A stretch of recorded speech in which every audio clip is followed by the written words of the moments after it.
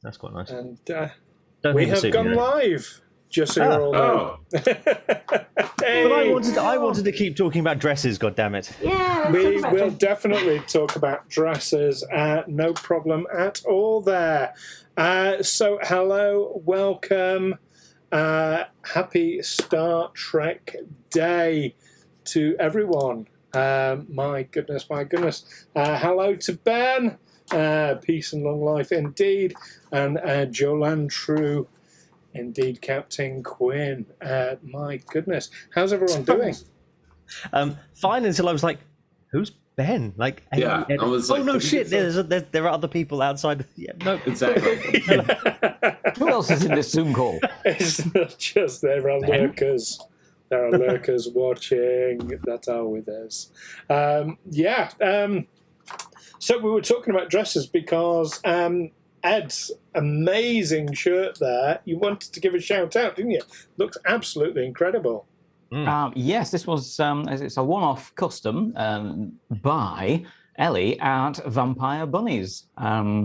Stick it into Google, you'll find them. you can also find them at etsy.com/uk/shop/vampire bunnies, and that's VAMPIREBUNNIES.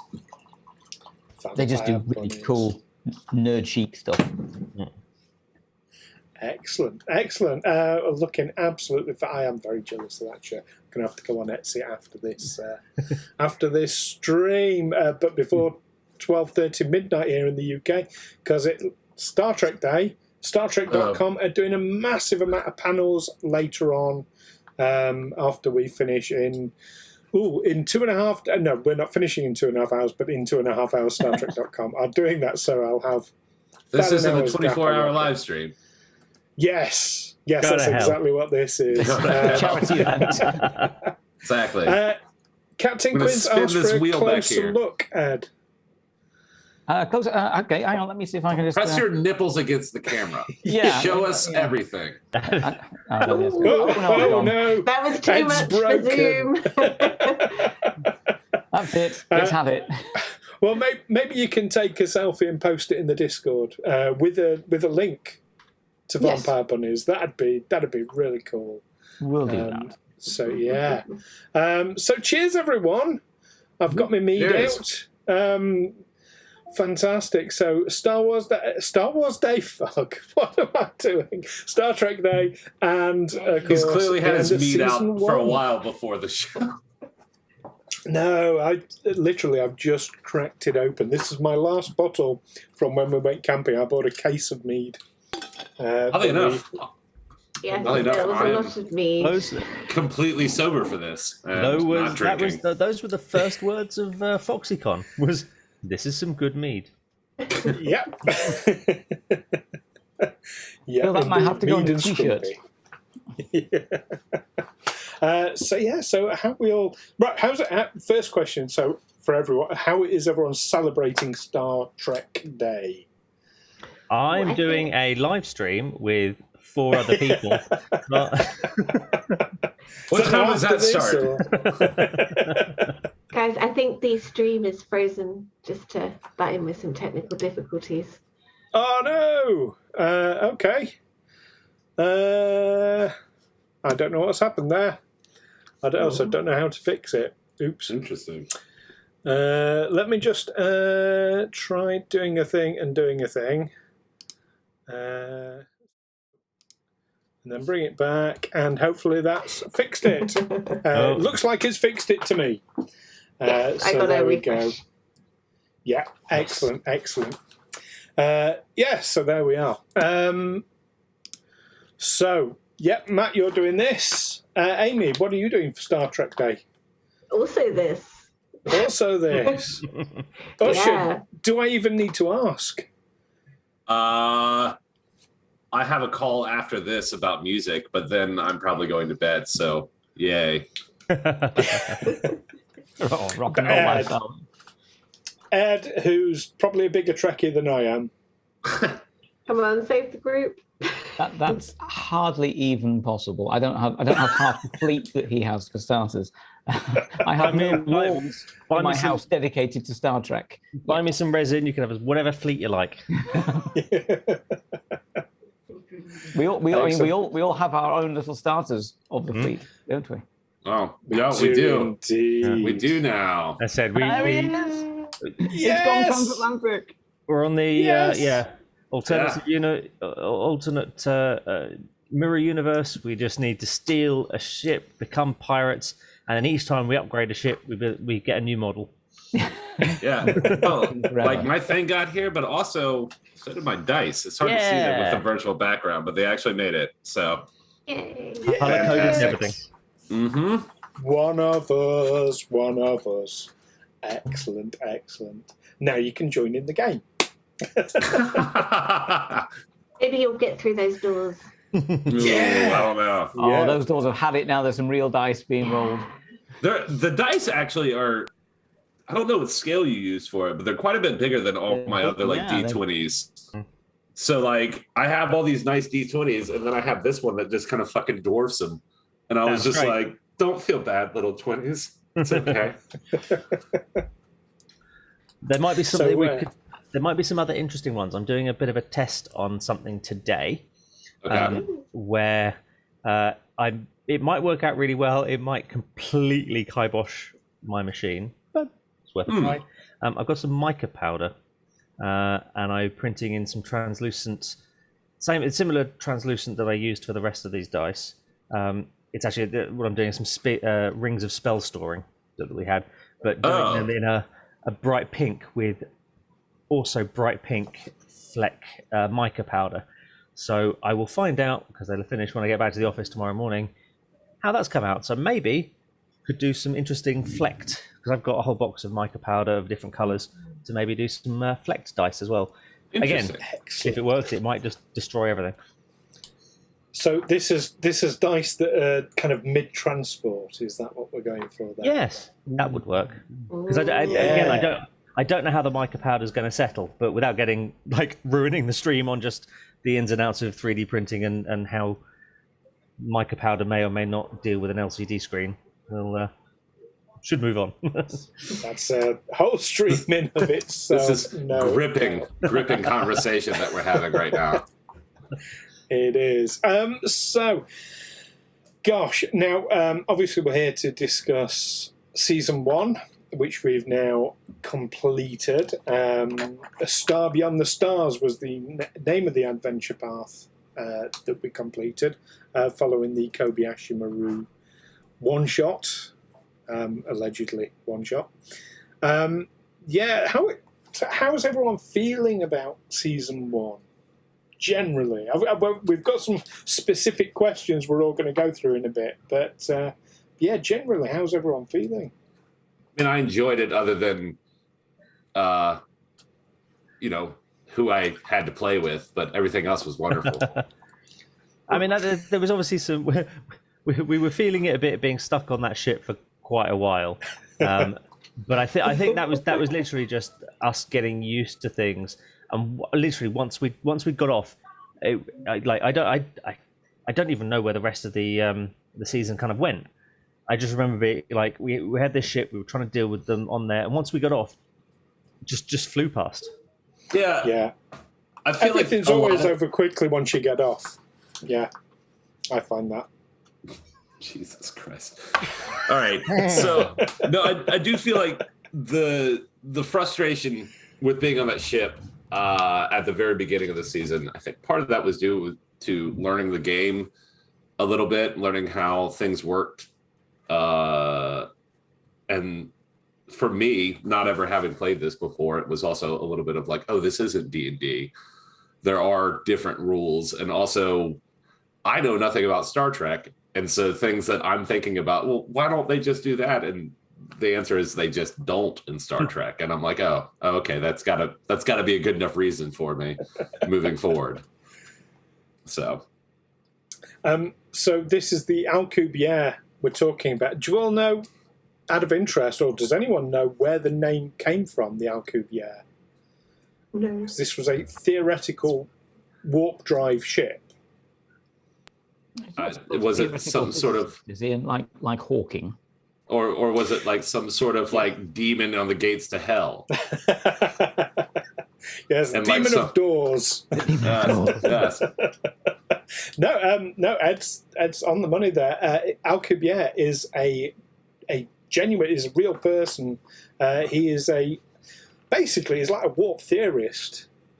He's a South American chap who's working on. That's him. Miguel Alcubierre.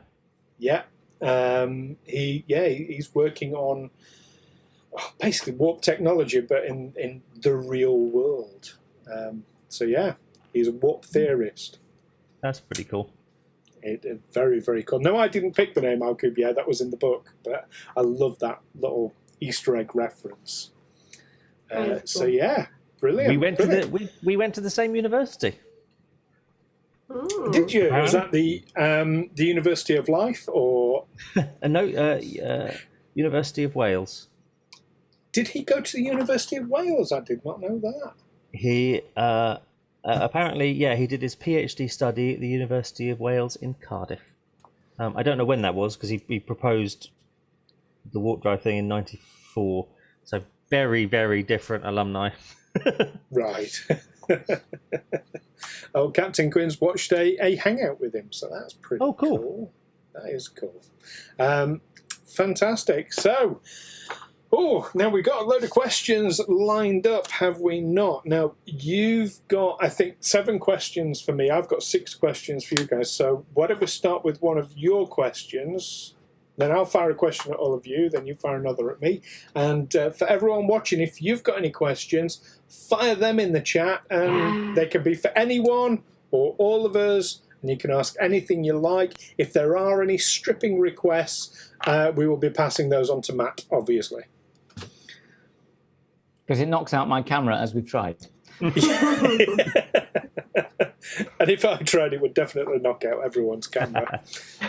We don't want that. I just might voluntarily turn off. Yeah, believe me, if I stripped, everyone would turn off. Anyway. So who's going to fire a question? Well, I think the most obvious one, I mean, apart from Bosch, who is clearly everyone's favourite, what's everyone's favourite? What's everyone's second favourite character after Bosch? I want to know who's Stu's favourite. Yeah. That's a tough one because, do you know what? I'm assuming we're talking player characters here rather than NPCs. No, we're talking about us, Stu. Who's your favourite? That's what I'm saying. Player characters. Who's your favourite child, Stu? See, I don't want to. I definitely have one. We all do. It's going to be Ed. That's the problem. It is going to be Ed. Do you know what? Yeah. So I love Rahl because I mean he's just sort of taken the reins and run with everything. All the shit that has been thrown at Rahl has just taken in his stride, and I love that. I love Varram because Usher, who has come into this knowing fuck all about Star Trek, has just taken everything and run with it and learned about it sometimes. Knowing fuck all about Star Trek. I was waiting for a pause for that exact line. that willingness to learn, that willingness to develop. Davok, do you know what? Davok, I'm finding Davok such an interesting enigma right at this moment where we are with everything. I feel there's so much to Davok that we've yet to see. And there's definitely an intrigue that's keeping my attention. And Bosch comes along. So, there's that. No, I mean, I love Ferengis. I love the culture is problematic in real world levels, but in terms of storytelling, in terms of world building, in terms of, seeing a culture kind of... or seeing our own culture through an outside perspective. I think Ferengis are really, really useful and brilliant for that. And of course, Matt does a brilliant job with Bosch. So I'm going to have to say, if I've got one favourite, it's probably Q. Yeah. You know who you left out? You left out Reggie. I did, because Reggie's a secondary character. Oh, no. Usher's gone. Usher. Usher, I'm sure... Storm's cut him off. Subspace interference in Georgia. He has said Storm's cut him off again. I'm sure Usher will be back ASAP. But yeah, we can carry on in the meantime.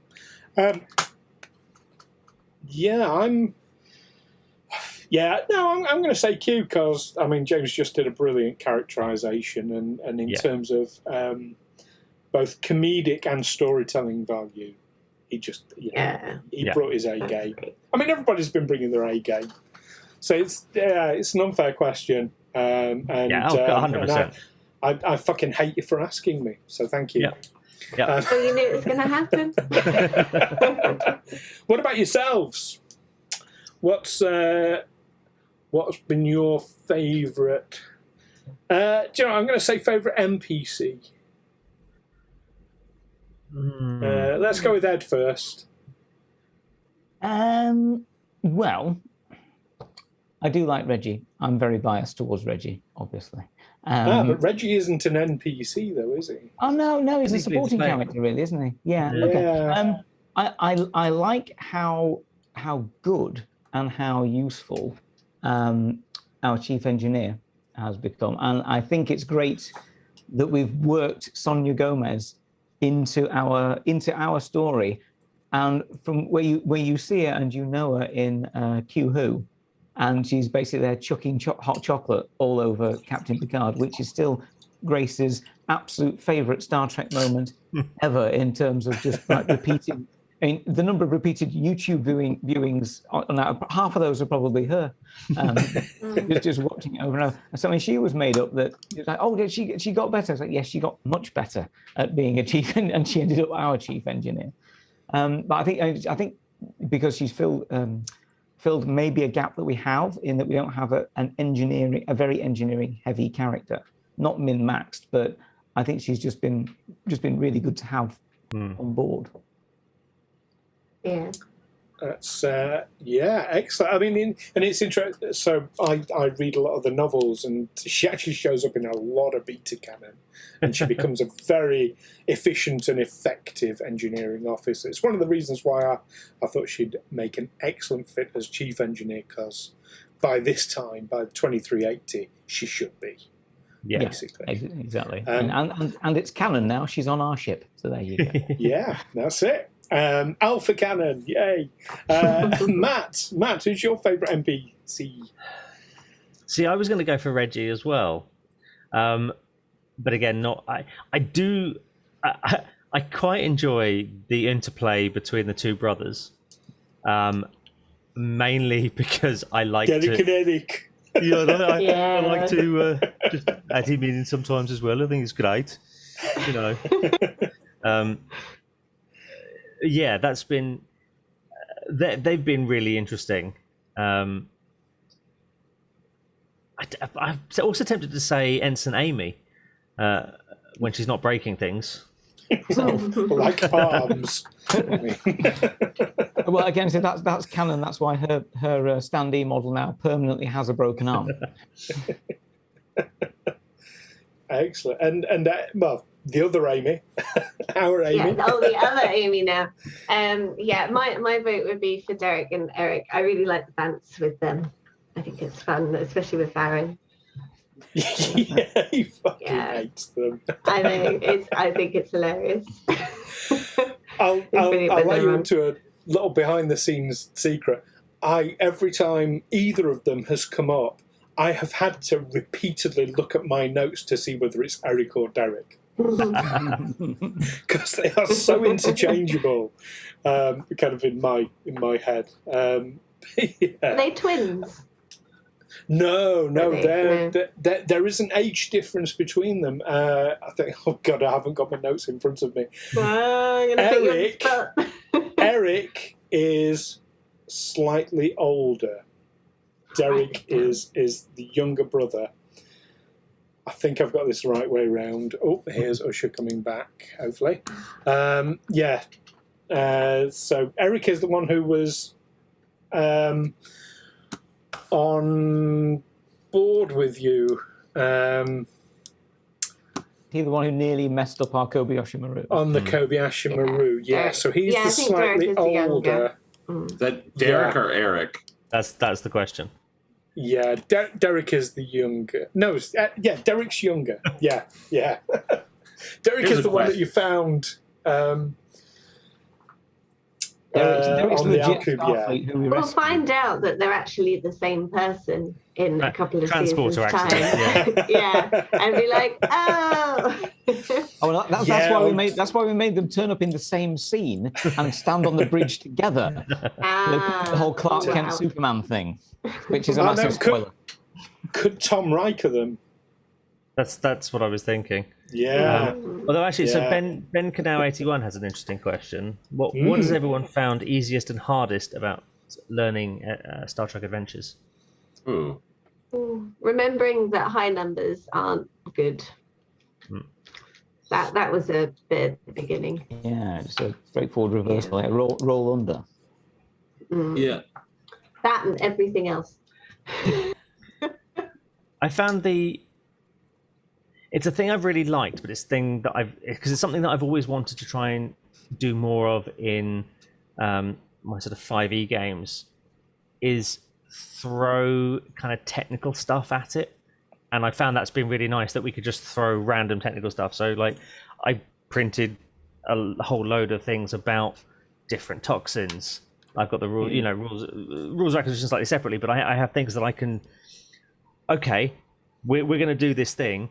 Actually, what's the canon toxin that they've got? Let's throw that in. How does and there is data on like, is it flammable? Is it this? Okay, well, and I really like that kind of.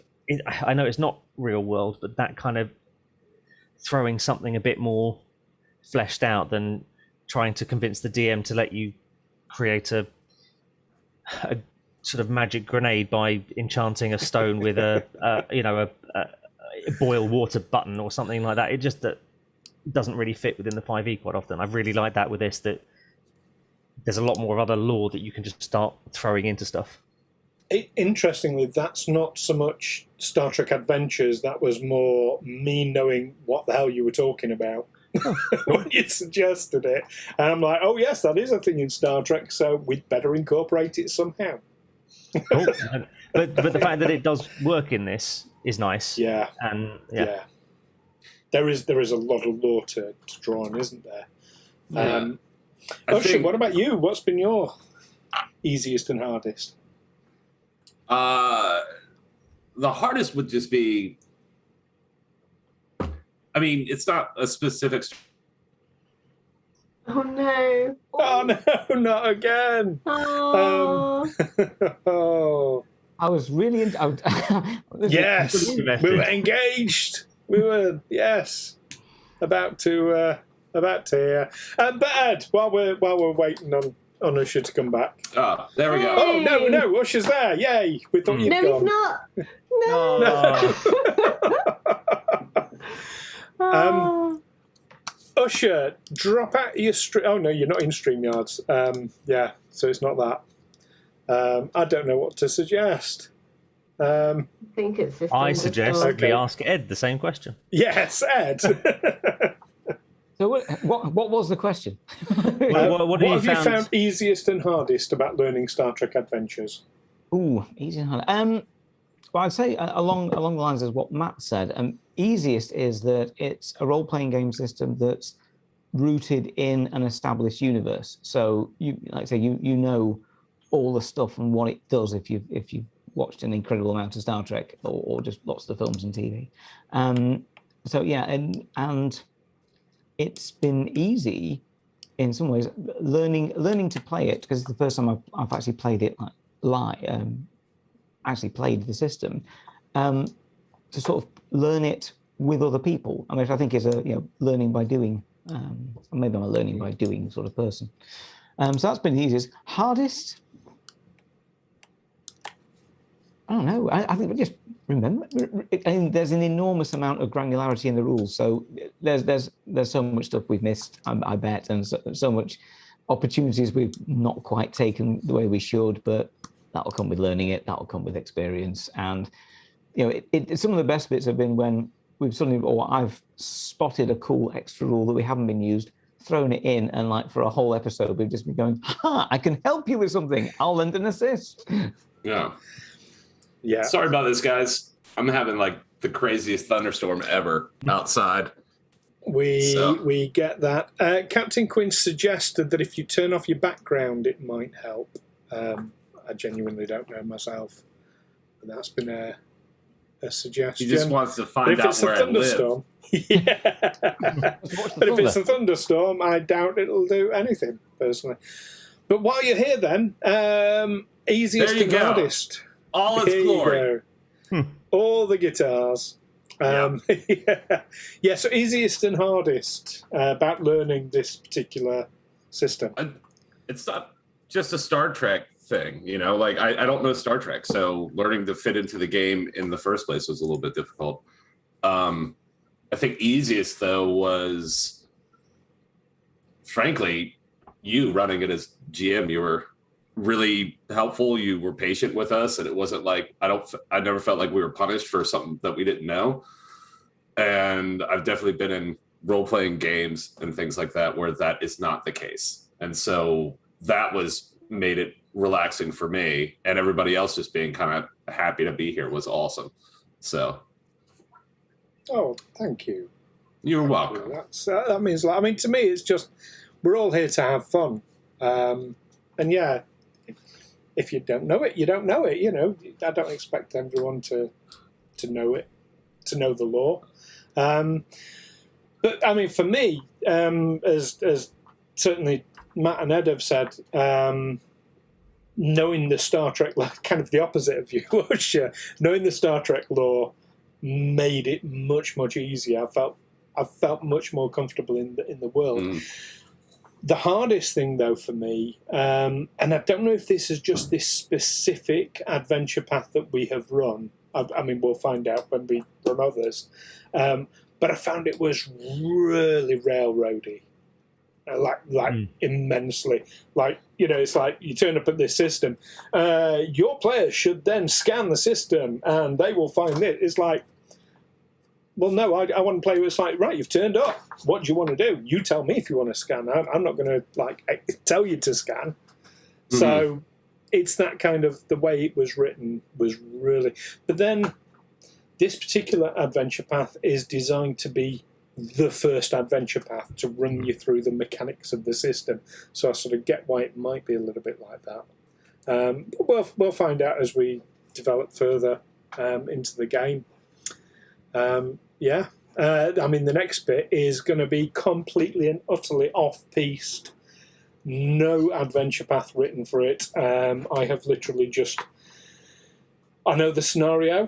I know what your antagonists are doing and thinking. Beyond that, it is complete and utter sandbox. Everything will be reacting to what you do and driven by what you do. Cool. So it's going to be really, really interesting. It's going to be the exact opposite when we get going into season 2. A fiver says we break it or Stu within the first 3 episodes. Oh, I'll take that bet because I can pretend to be broken. But no, I mean, we will be going on to other adventure paths. I've got a plan in mind that basically we need a bridge to get into other adventure paths in the future, which we will definitely be doing. But yeah, Ben has agreed about the railroad feel. Ben is also a GM for Star Trek Adventures and has given me some excellent support and advice. So thank you, Ben, for that. Did you just say crossover episode with his team? What? Ooh. Content it's is tough on enough Discord, with 5 Ben. people. You've heard it here It's tough first. enough with 5 people on Zoom. Can you imagine what a show like a Twitch show with like 10 people on Zoom would be? It'd be chaos. It would be amazing. Yeah. 10 people, half of them dropping out half the time because they've got a storm. I was going to say, I can literally hear my CPU like crying thinking about it. I just realised that where I'm pointing isn't where Usher is on the Twitch stream. Oh, I fucked it up. Oh, yeah. I'm sorry. You're there, Matt. That's so it. You're actually there. Yeah. That would have been my favorite. She's up there. Yes. That's Ed. That's Stu. Yes. Am I still me? Tony. No, definitely. Ed, you're all the way over there. No, anyway. Having everybody on the Zoom call in that last episode where we were taking like fire and going like this, that may have been my favorite thing to go back and watch on stream. I'm so happy it was on stream just so I can watch that bit again. That was making me fucking really laugh. Jesus. Excellent. I have a question for each of you. I want to know what it is that made you pick your specific race and role on the ship. And I'm going to start with Matt, because like I say, Ferengis are one of my favourites. You didn't know that, but you picked a Ferengi. You've picked a Ferengi doctor, which is a weird thing to pick. I mean, did you pick it because it's weird, or? Yeah, partially. I mean, I knew. I mean, I'm very much. I've never played and never want to play a human in any RPG. I just have no interest in it, and I feel a little bit the same with sort of the dwarves and the elves, and so wasn't that fussed by Vulcans things. I mean, I tend to go for like tieflings, Aarakocra, that sort of thing. So I was like, you know what, Ferengi would be awesome. Also, things like Quark is one of my favorite characters.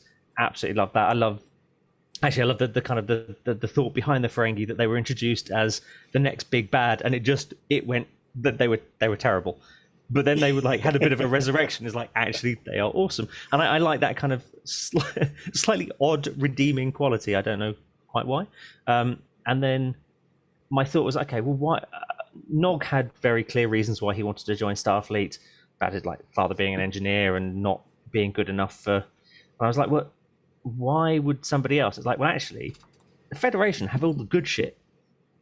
So and they give that good shit away for free. So if I get involved in that good shit, then I get it for free and I can sell it off afterwards. Unless you break them all the time. And then it was like, that went down to kind of, okay, well, what sort of stuff? Well, there's equipment and weapons, but Federation's weapons, you can get better, and other bits of equipment, fine. Drugs. So medical. And that was my thought process of, I really want to play something different. Ferengi, awesome. But why would a Ferengi be on a Federation starship? It would be to try and make some money through other things, and a doctor gives them the option to get hold of interesting things. So he's a crack dealer, basically.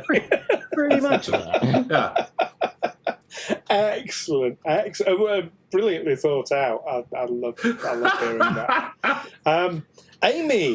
Amy, why a Vulcan? Why a Vulcan scientist? I mean, Vulcan scientist is kind of a good go-to, isn't it? Go-to, yeah. I mean, who doesn't want to be Spock, right?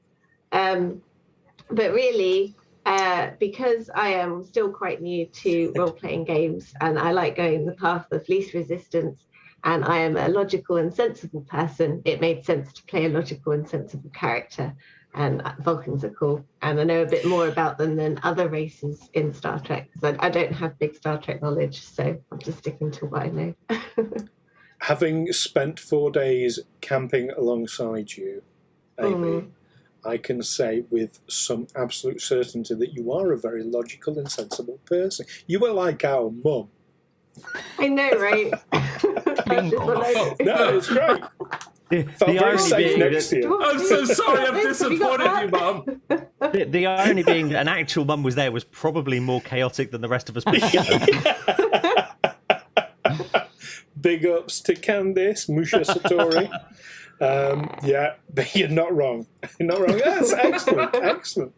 That's so you kind of, you're seeing Davok as the I don't want to say moral center of the group, but the common sense of the party. Common sense is a strong word, because I don't know whether Davok has that in him through me. But I like to think that he's there to try and solve problems, at least, to the best of his ability. Excellent. I think that's what he does best. I'm going to ask a side question before we move this question on to the next person. Do you reckon Davok's due a promotion yet? Well, I've been waiting for Raoul to say something about this for a little while, and I've heard nothing. Even nothing. Q dropped a hint about it. I know. And it wasn't that subtle. We'll have to watch this space. Usher, now coming into it from very much an outside point of view for Star Trek, is that why you originally went sort of human? Because Terrans are humans, let's not forget. Well, so the Terran thing came about later, actually, after I had already created Varen. Varen came about, I think, frankly, I know, like, out of everything in Star Trek, I knew the most about the humans, which, to be fair, I know zero or very little of, like, how Starfleet in general came about, like, where the Federation came from, or any of, the history of the human race up until that point as far as Star Trek canon goes. But at least I know, like, what humans are, and I was like, all right, well, I'll stick with that. I feel like I can do that at least convincingly. And then the engineer thing came about. We were just talking about different roles, and I didn't know what the roles in a starship were. And, we had that group where we talked about it and all that stuff. And I was like, oh, engineering could be fun. And then y'all need a security officer. I was like, I also know how to hit things. I can do that. That is something I can do. And you don't need equipment to hit things. And so I don't have to learn too much. So that was kind of because we do forget that Varen is, he's almost as much of an engineer as he is a security officer, isn't he? Yeah. Which raises the question, why can't he open a fucking door? I think he has a nightmare. Like, that's his childhood nightmare, is like waking up in a room and he can't get out of the door and he just has a meltdown. Do you know what?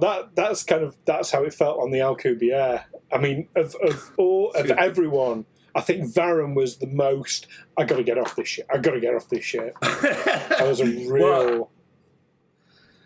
That was also, I think, me learning, how the game was played and realizing that it was going to take a little bit longer to do things, just through the way the game is and us not really knowing how things work. So I didn't think about it, but I was like, man, this is taking a really long time. But then also me was asking 900 questions on my turn about how things worked. And I was like, oh, that part of this is my fault. No. We've all been learning this. I'm more than anyone. I think I'm still learning this game. And Ed, so you've got two characters to answer this one for, race and rank, not rank, sorry, but race and what we're written down. Roll. Well, you didn't pick captain, did you? No, God, no. Oh, yuck, no. That just got thrown at me.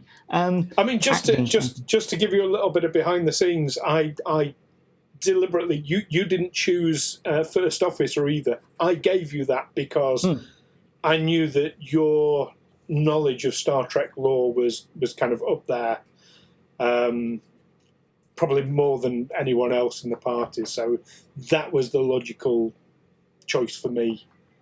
Yeah, it's what makes me like your assistant. No, well, you have been more than one occasion. How many times have I asked you, like, oh, what's the rule on this again? Because you read the rules, which is something I ought to do at some point. There are rules? Yes. Yes. Usher's got the card. It's a thing. It's a transatlantic thing. It's been autographed. Island Raw Fan Club member number 2. Yeah, so it's not a big club. You all have dedicated numbers, and I've got you all on a database. Yes, absolutely. Hi, Chris. Thanks for joining us. Chris has said only squares read the rules. No, for choosing the species in this, literally, I have to admit, I just went on the Modifius character creator generator and hit everything random. Okay. All right. And let it decide. And I activated all the modules, so it could have given all the additional races that the expansion books have put in there, because obviously it would just adjust the stats accordingly. And I think at the initial stages, we sort of said we picked a few roles, and I said, well, okay, I'll do helm because flying things, that's cool. So I literally just built. I said, okay, let's make him whoever. It's going to be a he. But that's just what's he going to be? And it was Trill. All right, cool. No bit about those, but I'll learn some more. And I just literally pathed him through the creation path, and he said, make him a helmsman in the command track. And he came out the other end as Elin Ral, and that was it. And then some idiot made him a commander. Yeah.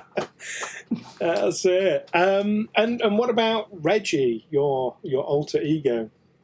Yeah. Now, I mean, it was. I think. Now we didn't do this. We did use the character generator again. We did.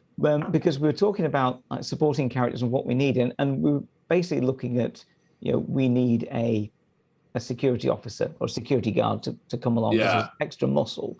It was. So it was me and Usher were looking at it, and Matt as well. But it was it was late as shit for you guys, because it was like 2:30 in the morning. Yeah, it was like 10 p.m. for me, and I was just like, yeah, I'm sure Matt's up. I'll just text him. And he pops on to our Zoom call, and we're like, what the hell is, or our Discord call, and I was like, wow, he actually made it. But I think we sort of decided, we're just going to make a security officer, or like a chief. Pretty much. Basically Varen's deputy. And I think we just sort of said, you know what? I think I said, like, Andorians are cool. I think I'd been watching Enterprise or re-watching Enterprise. So I was like, yeah, I quite like them. They're pretty cool. And to be fair, they don't feature in a lot of like TV Trek. There's not. You see them occasionally in the background, and they are now on lower decks. Really hate that one. There's Jennifer. I think there's. Yeah. We all hate Jennifer. In Disco, there was an Andorian commander somehow. I believe like one of the admirals was Andorian, if I'm not mistaken. They're one of the founding members of the Federation, of course. Yeah. But, so I think that was part of the reason as well. I thought, let's go for. Let's make it less exotic, but still let's have it one of the non-human factions, and that was Reggie, and then we just Andorianized Reginald Bartlesby into Reggie. Named him after my dog, and then made it like in the what an Andorian tongue as much as we could, and then promptly forgot about it because we were like, how do we pronounce his name? As soon as we brought him in, everyone was trying to figure it out. Riathos Fear Revoir something. It was awful. Yeah. Again, it was really late. It did, of course, give me another phenomenal opportunity to make some stupid stick-on antenna and paint myself blue. That looked awesome. I was so impressed. Oh man! And do you know what I mean? I think because obviously you guys did that without me even being aware, and I thought it was absolutely brilliant. And it's inspired. I think for season 2, so kind of you're ahead of the game there, Ed. I think for season 2, Matt and Amy, it wouldn't hurt to have secondary characters in security rolled up for yourselves. Because if there's an away mission where you don't need a doctor, you take your security character. What colour does security wear? Red. I can do that. Yay! Oh, yellow. No, not in 2380 they don't. No. It's yellow. It's yellow gold in 2380. Oh, we'll do it red because I'll probably die. But you'll be fine in red. Don't worry about it. I think that was a brilliant idea. And if we'd have thought about it kind of in advance, I would have said, yeah, everybody have secondary sort of not so much backup, but just other roles that can And security is the perfect one. Well, I think it was only after we'd completed like the first part of the module that I think we thought, well, yeah, okay, we did an away mission there, and everyone took our characters. But I think it was when after that I got made acting captain. So I'm like, well, the problem here is that unless we kind of Kirk it every week and I go blazing away on every away mission, it's not going to work, because after the Kirk era, you're just not allowed. Your first officer will absolutely cable tie you to the chair and say you're staying there. Depends who your first officer is. And if they don't know Star Trek lore that much... yeah, they might let you away. I might have got away with it, meddling kids. That was... I will say this about the first officer. When you did that, I was like, God, that was the worst decision Stu could have made as a GM, is to put me in anything in importance. I was like, this is going to kill the show. I know it. Right. That literally was not me. I had zero influence on that decision. And in fact, because of our backstage discussions, I would have advised against you. Yeah, good. Thank you. Made a great story, didn't it? You blame Ed 100% for that. Noted. And the whole acting captain thing, Ben, like I said, Ben also GMs this game, so he knows his shit. Ben has made a comment that it's a good idea to have a first officer and or a captain, because he finds it very hard without. So that's, I can definitely concur with that. You want one character kind of at least taking the lead. Otherwise, it's like it's not so much cleric in the party, don't you? Yeah, it's less. What do you want to do? More. Now, here's what your captain's told you you've got to do, which is a much less interesting game. Much less interesting game. Yeah. Because it's how my brain works. Because I'm a magpie with shiny things, and also have butterfly mind. Just a completely separate question: is there any limits to species type for our secondary characters? As long as they're what in. are you thinking? I'll say no with the books. It needs to pass me for approval. Okay, but I have some ideas. I'm open to wild ideas. Not an idea that's going to break the entire thing. Can he just be? Can we completely plagiarize another show? And can he just be the original robot from Lost in Space? And the only thing he can do is bump into things and say, "Danger, danger," and that's it.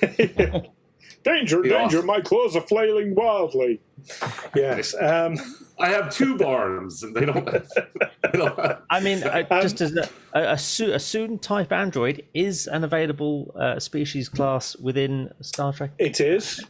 I don't want to be a soon type android, but as much as Tribbles are a playable character, I think a Tribble security officer might run into a few problems. Yeah. We can just throw them at things. Yeah, just throw a Tribble I would say until the problem chuck it goes at away. me. Chuck it at me. Don't let anyone else know, because if it's something wild, it'll be a nice surprise. Oh. But yeah, I'm open to wild shit, definitely. Cool. Right, who's got a question for me? Oh, Chris has already made a guess. Chris has suggested you might be playing a Borg. Again, Borg and liberated Borg are options. They're in. They're all They What are. about? They're in the books. You could make it even better. You could be a Tribble that was assimilated and then liberated. Liberated Tribble. A liberated Tribble. There is a whole thing out there in beta canon about Tribbles being assimilated. Because of their propensity for breeding, they could literally overrun a planet in like Hours, milliseconds. Yeah. It would be incredible. Borg Tribbles are an actual thing. Whether they're a playable thing, is another matter. No. One of us might have to carry you around a lot.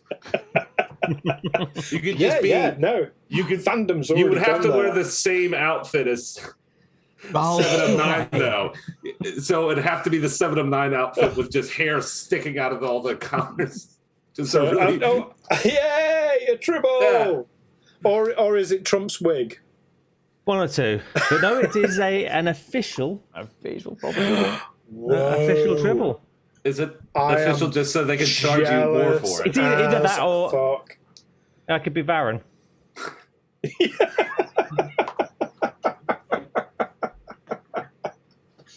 Oh, dear. Moving on very swiftly then, before we have any player deaths. Who's got another question for me?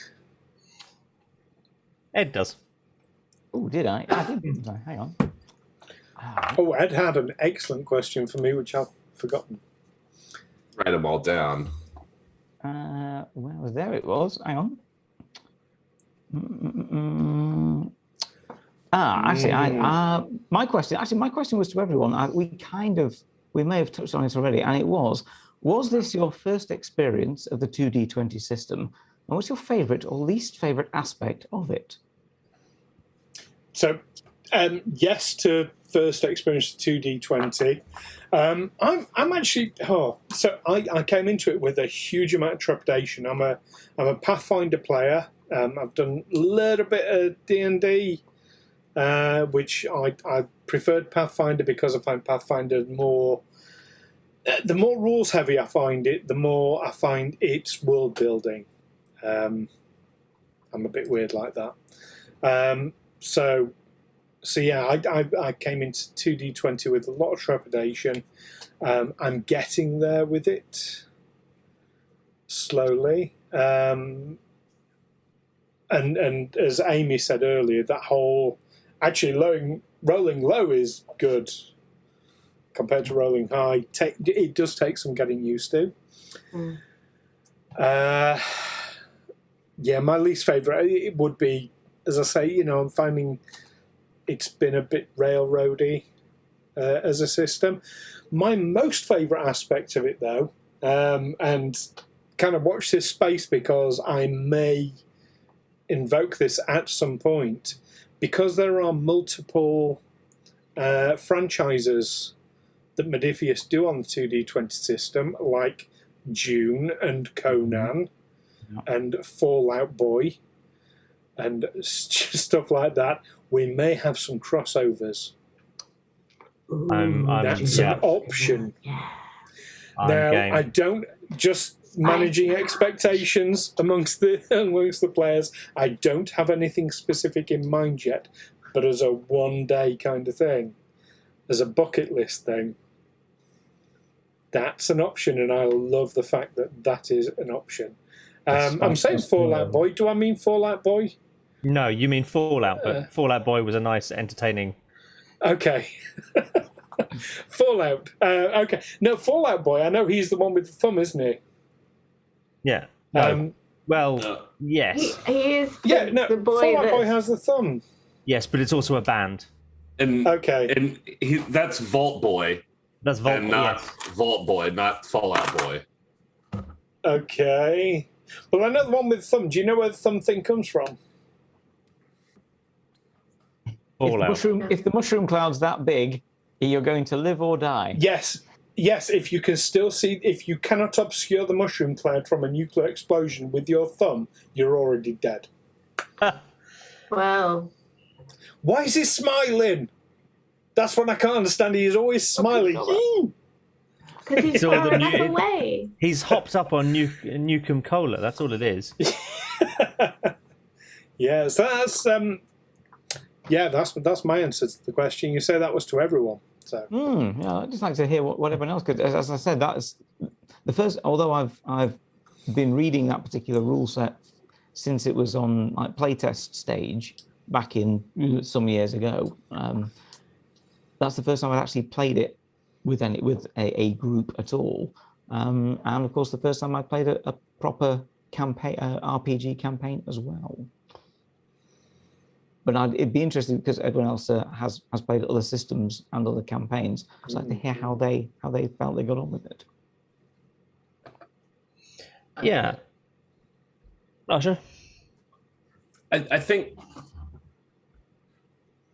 the system itself is actually relatively easy. I think, or at least the 2D20 system is. The specific STA one was a little bit more difficult just because of all the moving parts in like a ship and all that sort of deal. But I don't think that is specific to the 2D20 system. That's the like rolling low and then having, D6s for other things. I actually kind of like that. It simplified stuff. It reminded me buying the dice, building the dice pool to attempt it, and then get the momentum to do cool stuff with it extra. I kind of like that. I will say in other systems I've played, either Pathfinder or 5e, sometimes it's hard to remember. Like every spell has a different dice, every weapon has a different dice for damage or things like that. And if they're things that you use on a regular basis, it's not a big deal. But there are times, and the addition of like things like D&D Beyond and stuff like that for online games makes it way easier. But when you're looking at a book, I really hate to be like, oh man, I have this great spell. Hang on a second while I figure out what dice I have to use for it. It's 4d12, but it's an 8th level, you know what I mean? And it's just like, oh shit. If it's all d6s, sometimes it's a little bit easier. That was kind of fun. Yeah, for me, I think the game itself is absolutely fine. Like, still learning it, but getting there. The hardest thing for me was actually creating my character. I felt like I have no clue when I was creating it, and then the stuff that I have, I don't think is great.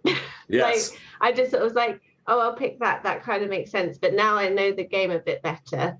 Perhaps I would have made different choices when creating my character. Yeah. 100% agree. Oh.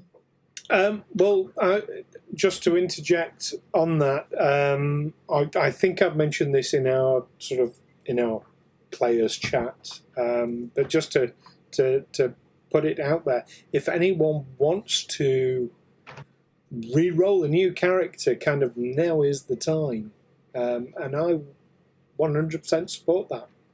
No, David is staying. No, I would to be love honest, to I get rid wouldn't of Bosch. know what to change. Well, I will admit, No, you can't re-roll someone else's character. Can I please? I will admit I have considered it. Really? Yeah. While I really like, I had, I think, more fun creating him than sort of using him through the game at the moment. I don't think I've quite got exactly where he is, and I was umming and ahhing about, rolling something new. Haven't fully decided, but I need to give him a bit more time. Okay. Well, it's an option, and I would never want to stand in someone's way if that's what they wanted to do. It's more just I have a skill that's like testing a theory, and I'm like, how does that work? I don't know. It's something that it means I just need to read more, really. And there I'm was, sure I'll be fine. That was a big deal, not really knowing how the game worked and not knowing specifically what things in Star Trek Adventure meant. And we were creating these characters, and there are all these numbers and skills, and like specifically the I forget what they're called. The like features or traits or focuses, values, values, and all that shit. I had no clue what that meant, and I was just making stuff. And Modifius, they do other things well. They did not explain what the hell those things meant whatsoever on the character sheet, and it was atrocious. It was just make stuff up, and we're like, but how do they affect the actual game? We're not going to tell you, and you won't learn that until 4 episodes in when you're like, why the hell did I pick that? It's completely useless. And so I think that's what Amy might be getting at a little bit, is she likes her character. It's just he has focuses and values that we chose without knowing what the hell that meant. Yeah. So borderline I can let you useless into a little secret about Davok. So you may have heard throughout the season that Davok has a limp.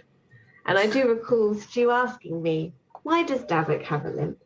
And Yes. the reason Davok has a limp, because I did not know that people don't have limps in Star Trek, because, you know, medicine's so great, so you don't need to worry about having a limp.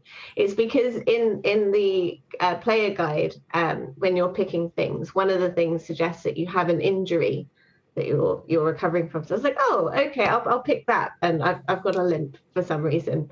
And that's why I've got one. But because I didn't know enough about Star Trek, it doesn't really make sense. He'll keep his limp. I'll make up something. It does. But, There is actually canon episodes for a limp. I think it might actually be Quark, isn't it? Definitely Nog at one point. Well, Nog. Yeah, no, Nog, obviously. Not so much Quark. But yeah, I mean, Nog. it's usually, by this point, a psychosomatic thing, as it was with Nog. But it's not an unreasonable thing for someone to have a prosthetic limb that just doesn't work correctly, or something like that. There are, it can be whatever reason you want. Just, I would say, when we discuss it sort of off air and behind the scenes, be prepared for me to say they have a cure for that, and then be prepared to come up with a reason, and you'll have plenty of time to do it. It won't be on the spot, but be prepared for a reason why your character didn't take that cure. Because there can be all sorts of reasons for that. Yeah. It just seems a bit of an maybe a odd parent suggestion. died under the operating table having that same thing fixed, or there can be lots of different reasons. I'm not. This is a family full of lippers. I mean, I was thinking some sort of skip rope issue, because I do have a focus in skip rope. Yeah.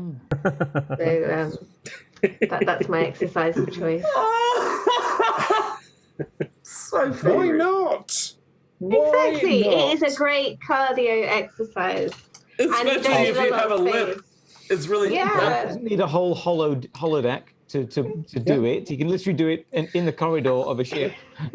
I forgot you had a focus in skip rope, and I remember when we found that out, I was like, I didn't know what focuses meant either, but I'm almost positive it isn't going to be that. But it will be useful. One day it will be useful. One day that will become useful. You don't know when. I remember saying this to Usher many, many times, that, when you were questioning your focuses, and I said, I know it's not come up yet, but one day that is going to be really essential, and you'll be so glad you had it. Did I not? Which one? Oh, I can't remember which one now. But it doesn't really matter, because one day it's all going to be useful. That is true. The one that got me beamed off the ship was xenophobia. It was. It wasn't that one, but yeah, that was the one. Oh no, it was puts himself first. But I remember, it was like puts himself first or something like that. But I said xenophobia first, and I was, well, shit. Now the cat's out of the bag. It's either I'm a Terran or I'm a racist. And it wasn't. It wasn't at that point. But Matt, we haven't had your answer yet. And moving on. Yeah. Well, actually, to be fair, that actually brought me on to a question that I had about I'm hearing things. Yeah, no, sorry. Sorry It's about that. something. Temper. But yeah, like the thing that I think the standout moment of season 1 to me was the moment that Varen fucked off, and it was just like, because I had the I suppose pleasure of actually watching that rather than play it. Mm-hmm. I was just what? But there was no one to shout at, because I was just like, but Did you see that? yeah. Yeah, that was a good moment. Yeah. That didn't really play out how I thought it was going to. It ultimately just made things way more difficult. It's so good though. And at the time, I remember thinking, like, this makes total sense to me. I know exactly what I'm going to do. And then we talked about it a little bit. And then 2 weeks went by, and we got back to it. And I was like, why the fuck did I do that again? Shit. And like, I didn't write anything down, and I couldn't really talk to you guys about it. And so it just kind of like slipped my mind. And so by the time we pulled back around and we got into that thing, I was like, how do I sell this? Because I don't remember why I did this.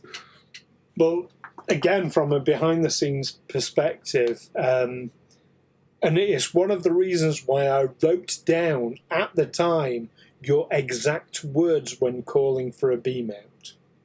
Mm-hmm. Because that was absolutely essential, given what had gone on previously, and what, fortunately, Davok had previously done, because without that, yeah, it would have been a very different outcome. Very different outcome. And I actually had behind-the-scenes conversations with Ed, did I not? Saying, tell me what Rahl understood by that instruction. Because that was, yeah, a very different thing to what Reggie would have understood. So that kind of put you on the spot, Ed. Well, it did, but that was an interesting episode because I was literally having to almost play it from two vantage points.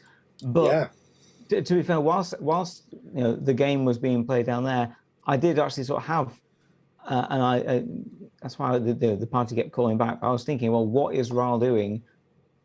And what are the reports? What picture is it building to Rahl that's happening? And it was, as it was stacked up, Davok's exact words just made absolute sense as to what would happen next. As in, when the call to beam up happened, everyone comes up. Yeah. Thanks to Davok. Yeah. And Sybil Davok strikes again. That one threw me off. I will say, prior to that event, that episode was the Matrix walk. Oh, that's like one of my favorites. I'm so glad we did that. About Morris dancing. Yeah, that was one of my favorite parts. Yeah, it was hilarious. That leads on to one of my biggest questions is, what was everyone's favourite? I'm skipping a few questions because I'm conscious we're running out of time a little bit, so I'm going to skip straight to what was everyone's specific favourite moment throughout the entire season 1. And please, everyone watching, chime in with your favourite moment as well. I'm going to start with Usher. Y'all are gonna laugh. The door not opening. The first one. The door on the Alcubia. Yeah, the multiple tries of the doors just not opening was hilarious to me and frustrating for the character, but it also made for like a really great ongoing joke and something to laugh at the first episode. Like that to me. And I was playing in another D&D game at the same time, and I've had a lot of issues with my character in that. Amy was in that game, or still is in that game. My wizard character had a lot of trouble getting through doors or opening doors that had been booby trapped, or like getting a door closed on. I think like I was like an elephant guy, and like I got a door like closed to my trunk or something. Like I forget what all that happened, but those were happening coincidentally at the same time as this game was happening, and then the doors had opened for that. I was like, Chris is talking to Stu. Alucard is talking to Stu right now. I know he's telling him what's going on, because I was like, I'm convinced I'm just getting screwed over in 2 games. I can promise you that was not the case, because that initial door on the Alcubierre is part of the adventure path as written. Wow. Subsequent doors may have been influenced by your reaction to that. But I would hope so. That was that initial one. No. Chris and I have never compared notes. on you as a player. Maybe that's the thing we ought to do moving forward. What do you reckon, Chris? Please don't talk to Chris about me as a player.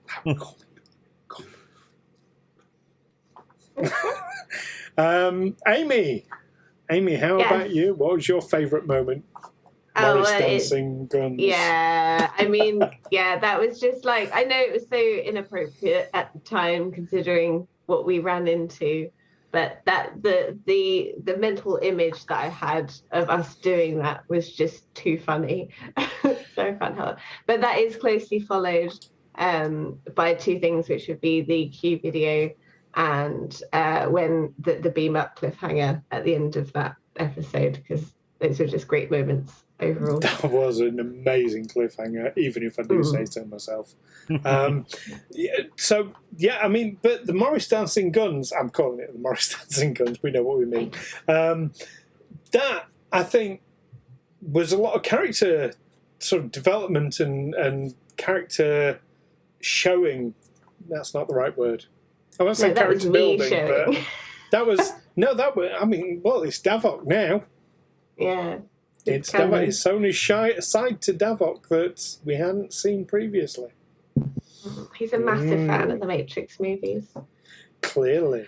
Does Davok see himself as the one?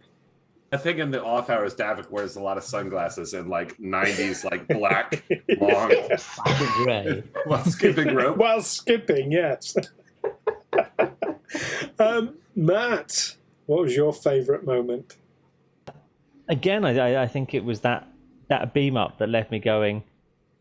Like actually, and then closely followed up by the Q appearance and the mirror, and it's just I still mentally replay that. I'm like, okay, so right, mirror, and like we're in the mirror universe. Oh, well, though it's not the mirror universe, alternative universe, because mirror universe is never actually said in canon. It's only in the episode titles, and I'm boring myself at this point. But yes. That those things are just that to me felt that those were the big kind of turning points that just almost came out of nowhere. They were like a sharp 180 of where I thought things were going, and it was like, crap, this is it's engaging, and I'm in it. Like do you know what I mean? Yeah, I do. And there's a complete 180. One of us is about to get arrested, it seems. Just heard the sirens. Welcome to South London. But I think it's that kind of that shock, even when involved. I don't know how to explain. It's those shock moments that, even though everything is, we're riffing off everything and nothing's structured, the moments that, in an RPG that just stop you dead, and you're like, oh. And you like it's palpable, and you're just like, I think those two moments really kind of encapsulated that for me. Excellent. And I definitely tell I'm getting too animated because my fiance has just shut the other door. I was like, okay, I'm being too now. It's a good sign. It's a good sign. Ed, what about you? What was your what's your partner shutting the door moment? Well, obviously highlight moments. I think you've got a list, and the appearance of Q dragging us out of that at just the last moment. The appearance of the ISS Livingston at the end. Limited edition models are available. Very limited. There's only one. There's only one. Yeah, there's only one that came out bad enough. You've been hanging around too much with Matt. The scar. We can't get any more. They changed the locks. The beam out cliffhanger was particularly interesting. As I said, because I was literally sat like 2 weeks, just think every day. I'm thinking, what the hell do we do now? And obviously talking with yourself about it backstage, as well as I had a couple of decisions and things that changed, but it was all key to what Davok had said. And so I was like, okay, I know what he heard. I know what Davok said. I know what we're going to do.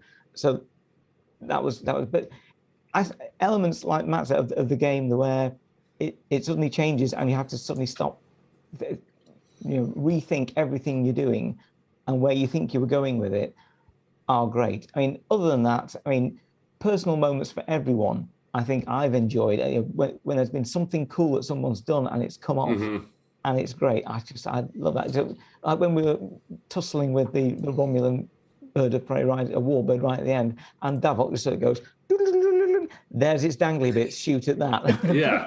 Thanks, Davok, shoot that bit. Yeah. Or when we were going through the asteroid field near Kortar Station, and it was like, right, actually, give me the helm, I've got this. And we sort of just looped past and went and grabbed and spun over to where the escape pod was in one room. It's just like, yeah, we can fly a ship. We know what we're doing here. And the bit where where Baron leaps from the mezzanine level of the Alcubierre's engineering section down, and basically we all just pile on that Romulan command. Yeah. Bosch has basically smashed his way out of a Jeffries tube and taken out a Romulan with the hatch. No, he really did. It was amazing. It was almost like comedic effect. It was like, I'm here, and then all of a sudden, what the hell happened? Flatted against the wall. I think that for my favorite Bosch moment was trying to heal, failing miserably, and just going sod this, and then just like dead shot. I remember thinking, I was like, you know what, that actually makes sense as far as the focuses goes. He knows how to heal people, so he knows where they'll be vulnerable. Just shoot them in those bits. Perfect.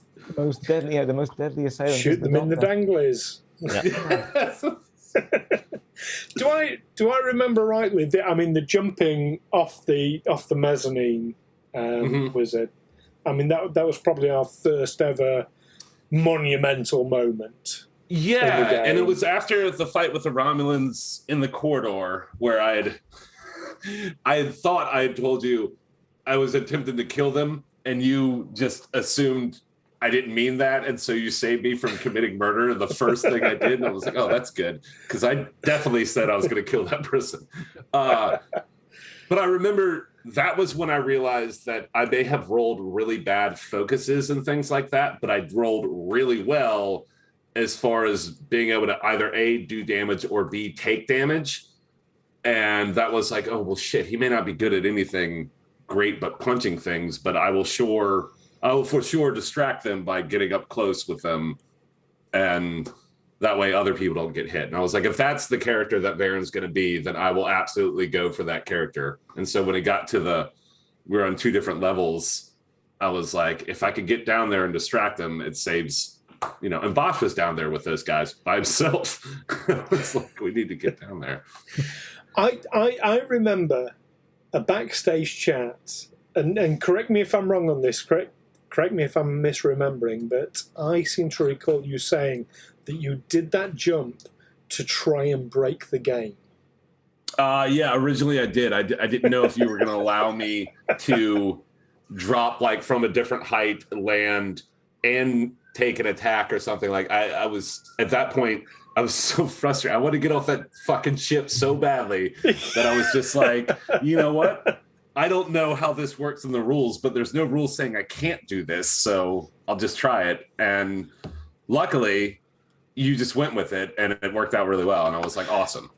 So coming back to the whole kind of good things, bad things about the 2D20 system, that one of the good things is you can just pull shit like that off the fly just by picking a couple of different, things and saying, okay, yeah, it's going to be hard. It'll be, but it's almost easier than it is in successes, but it's almost easier than it is in like 5e, where it's like, all right, well, you're going to take, however much fall damage, plus it's going to be a DC, 19 not to break your ankle in half when you fall and tuck and roll, and then also get up and then roll an attack on, you know what I mean? So yeah, it was almost simpler than that. It's certainly very different, rather than it being like a DC 20 or DC 30 or whatever, saying, well, you need 3 successes. Yeah.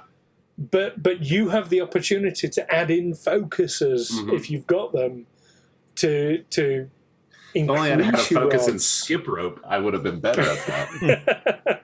Or add in your momentum, that's what I meant. To increase your chances of succeeding.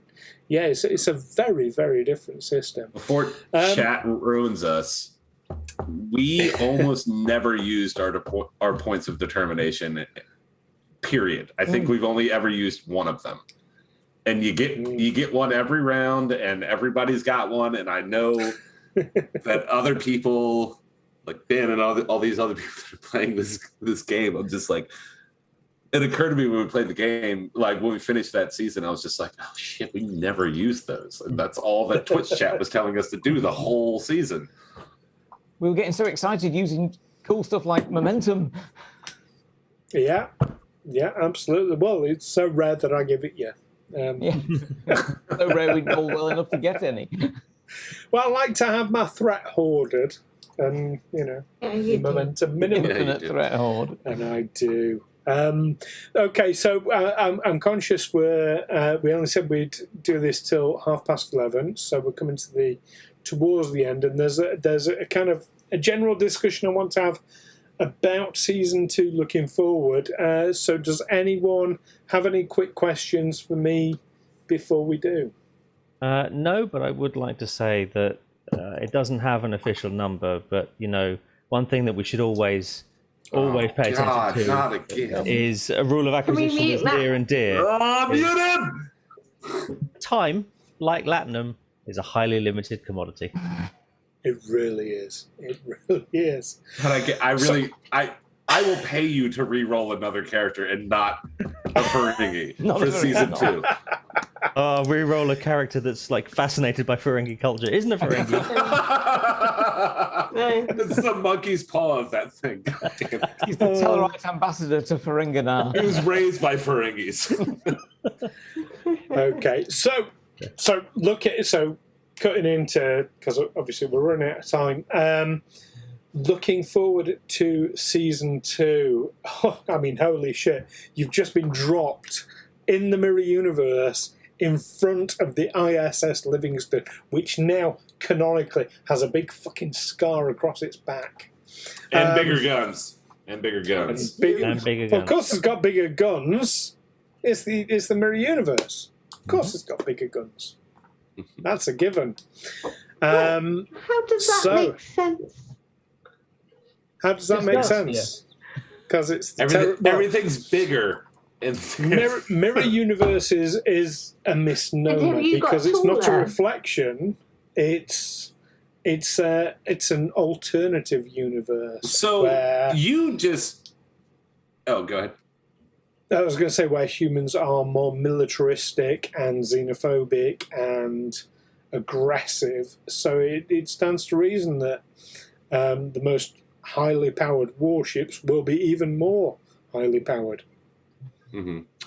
You answered something that I didn't know. Were we dropped? Do we know for certain? Because you just said, were we dropped into that universe, or was that ship dropped into our universe? I will let others answer that.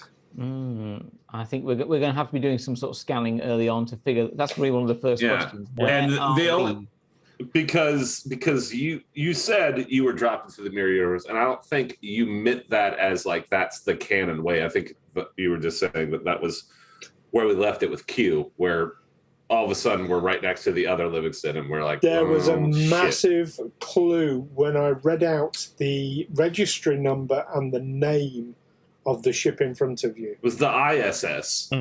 Yes. But I know that, but that doesn't mean that that the ship wasn't sent to our timeline, or were we sent to that ship's timeline? That was my... It's an excellent question. Because you will have to find out. Yeah, because the ISS does not actually answer that question. It just tells us that that ship is from that timeline. Yeah, it's a Terran vessel, but are we where they are from, or are they where we're from? Varen is pressed against the glass, regardless, going home. Well, that. Do you know what? That leads to an interesting question. I mean, Varen. I mean, how does Varen feel? Suddenly, he is face to face with a vessel from his home. You'll have to find out next season on Star Trek Adventures. Excellent. Yeah.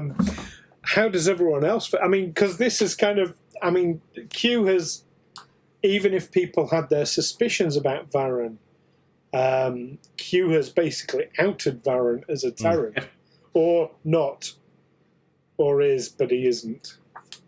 Yeah, well, that was how he said it, which weirded me out. Who do you think wrote his script? I know who wrote it, and I was just kind of like, well, shit. Now, Varen knows the reason for that, but we're not giving spoilers. Yeah. I think from a player or me point of view, fascinated, because like Mirror Universe, all gloves are off. There's all sorts of like literally anything can happen in the next half hour. It's just like there are plenty of opportunities to go crazy, which I love that idea. I can see, depending on the sort of things we do, it could actually be a much more freeing place for Bosch to develop as a character, for me to actually do stuff with Bosch that is a little too strictly confined by a pure Federation. It's the Voyager side of it. Is that what can you do if you try and stick in the realms of Starfleet, but put them in a place that is completely, there's no backup, there's no anything. That's quite interesting. So I have a question for y'all thinking about it, just because I know Varen's background in that universe, or up until I know how I got to you, or I know when I got to you guys. I don't know that I know how I got to the other universe, but what do you think the chances are that I met your counterparts in the other universe? Good question. Well, you definitely know if you've met Mirror Ral, because I wrote him some months ago, and he's awful. Well, so there were things that did happen in this universe. Y'all don't know how long I've been here, which is the other thing. There's a lot of questions in that, and that's my favorite part about it. Is like I have a rough idea of what those things are. Stu knows all the answers, and some of those I have to figure out while y'all are figuring them out. I kind of like the idea that Varen, Alpha Varen, actually got on very well with Bosch, but it's something in Mirror Varen that really hates Bosch. I think that, to me, I quite like as the idea that Bosch being a little bit oblivious to the whole thing of just humans are weird, but it's actually the Mirror Universe Varen that has the problem with Bosch, that actual Alpha Varen, no issues whatsoever. I'm going to expand the question on that. Is it so? Do you think that Varen has the problem with Alpha Bosch or Mirror Bosch? I think it's possibly both. I kind of have. I almost feel that Ferengis are kind of the same in both universes. They're sort of fairly morally ambiguous. That kind of just works depending. Quark isn't that much different in Mirror Universe than he is in. Is essentially he's a really nice guy who just tries to hide it, which is the same on both sides. And I think Nog and Rom. Quark? Rom and Nog are again relatively similar. So I think it's both of them. I think maybe Varen is reminded so much of other Bosch if he knows him, and also he's xenophobic, so probably just hates Ferengi as a general rule. I don't know which rule that is. I could just hate Bosch in two universes. Yes. Maybe you're annoying in both. Very likely. I'm going to throw. So we're going overtime slightly. I am going to throw a very quick question out to each of you in turn. What is your hope for season 2, Ed? That I get to play Mirror Ral. Yeah. Usher. Bosch dying. Matt. Being able to use a barter system or something to kit out the the Livingston with crazy extra parts. Oh, dope. Oh, that's dope. That's At a dope. profit, presumably. At a ride. And Amy. Skipping. The what? The cane. Skip roping? Skipping. Skipping.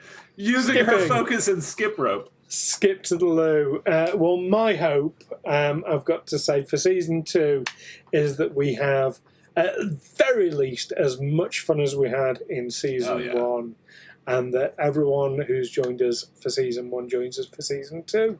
Definitely. Yes. Oh, I think we should set a course this season 2 in that nebula.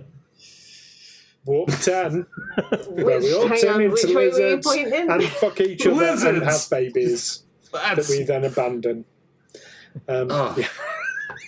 See you next fortnight. That does bring on a. What if there was a Baron Bosch hybrid in a transporter? Right, let's stop this now. Oh, a Baron Bosch 2 Vix thing. Don't think about it. Get us out of here, Stu. Velosh or Baron. Oh, ideas. Oh, just end the stream on that. You guys asked for this. Lobes You in the brought back. it up and asked for it. Thank you, everyone, for joining us both this evening and for season 1. Absolutely. I'm sure I speak for everyone when I say we've had an absolute blast, not only playing, but playing to an audience as well. Really, really loads and loads of fun. And I am fucking terrified about season 2 because it's so sandboxy and also really hyped for it. And I hope you all are as well. When is it? When can we watch it, Stu? In 2 weeks' time, here on this very Twitch channel or YouTube or however you're watching. September 22nd. Is it September the 22nd? It's September the 22nd. In a fortnight's time. Something Yeah. to look forward to. Oh, gosh. Shit, I better get some writing done. I better read the rules. Yes. In the break, maybe we can all learn how to play the game. Yeah. And the way Ed's been hassling me, I need to really read up about Reputation as well. Yes. Oh, we can work that out, because I think we might have to all have a little look at how our reputation is affected, and maybe we'll have a little look in the pips box for Mr. Davok. That's it. Oh, can't wait. In the meantime, peace and long life. Cheers. Happy Star Trek Day, guys. Happy Star Trek Day. Live long and prosper. Bye. Bunch of nerds.